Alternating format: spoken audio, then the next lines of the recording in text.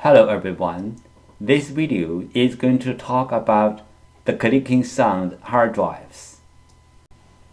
PCB board controls everything on the hard drive. Sometimes bad PCB board could cause the hard drive make clicking sound.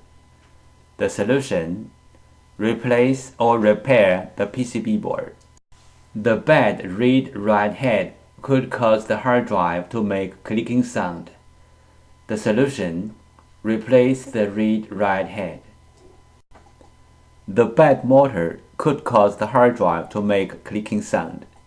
Solution: transplant the platters to another hard drive or fix the motor. The bad disk could make the hard drive to make clicking sound. Solution: fix the disk, could rescue data from the hard drive. This picture shows the procedure how we do data recovery for our clients. First, the client sends their hard drive to us. Second, we do data recovery. Third, we ship back the data to our clients. Thank you so much for taking your precious time to watch my video. Any comments are really appreciated.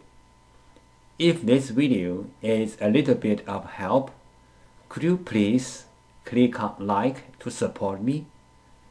Thank you again. Bye.